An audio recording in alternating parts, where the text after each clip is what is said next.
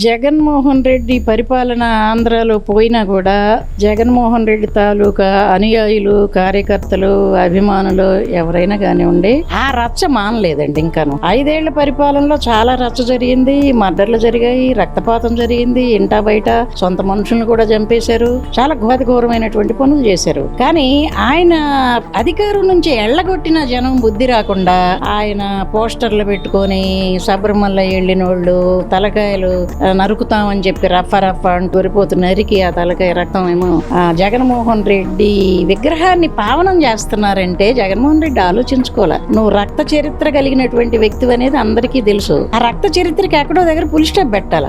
ఇంకా నీ అనుయాయులు దురభిమానంతో తలకాయలు నరికి రక్తాభిషేకం చేయించుకుంటున్నావు అంటే మళ్ళీ అధికారంలోకి రావాలనేటటువంటి నీ ఆశ అడియాస్ అవుతుంది. అది చూసుకో. అధికారంలోకి తిరిగి రావాలి, ప్రజారంజకంగా పరిపాలించాలి, ఇంతకు ముందు చేసినటువంటి తప్పుల్ని సరి చేసుకోవాలి అనుకుంటే ఆ అభిలాష నీకుంటే ఈ రచ్చ ఏంది భయ్? దేవాలయాలను చూడకుండా, ఆడవాళ్ళని చూడకుండా అక్కడెక్కడో ఆ వేడుకల్లో ఒక గర్భిణీ స్త్రీ బాంబులు పేలుస్తూ ఉంటాయి, మతాబులు కాలుస్తూ ఉంటాయి, పెద్ద పెద్ద శబ్దాలు వస్తూ ఉంటే ఆవిడ ఆందోళనకు గురయ్యి బాబు కొంచెం పక్కకి వెళ్ళండి నాకు ఆందోళనగా ఉందని నిండు గర్భిణి కోరితే నీ మోక ఏం చేసింది? ఆ గర్భిణి కడుపు మీద కాలుతో తన్ని అరాచకం సృష్టించారు. పోలీసులు ట్రీట్మెంట్ ఇవ్వకూడదు. మరి ట్రీట్మెంట్ ఇవ్వకపోతే ఈ అరాచకాలు ఎప్పుడు ఆగుతాయి?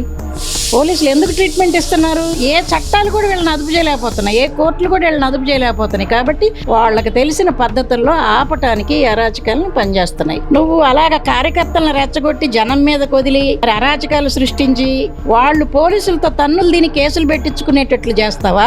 సంయమనం పాటించండి, పద్ధతిగా ఉండండి, క్రమశిక్షణతో ఉండండి. మనం రాజకీయ కార్యకర్తలు మన సిద్ధాంతాలను ప్రచారం చేసుకోవాలా, మన పని విధానం చెప్పాలా ప్రజలకి.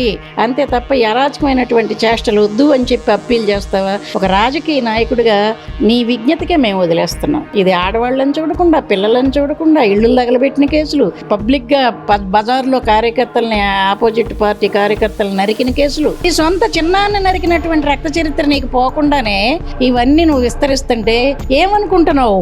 మైట్ ఇది రైట్ అని చెప్పి భుజబలంతోని లేకపోతే అంగబలంతోని అర్ధబలంతోని నువ్వు రాజ్యాధికారం మళ్ళీ సాధించాలనుకుంటే మాత్రం పొరపాటు పడుతున్నావు అని చెప్పి జగన్మోహన్ రెడ్డిని ఈ రాష్ట్ర మహిళలు హెచ్చరిస్తున్నారయ్యా. అర్థం చేసుకుని ఆగిపోతే నీ భవిష్యత్తు మంచిది. లేదంటే నువ్వు శంకరగిరి మాన్యాలకు వెళ్తావు, అండమాన్ జైలుకి వెళ్తావు. ఆల్రెడీ 27-28 కేసులు ఎఫ్ఐఆర్లు ఉన్నాయి నీ మీద.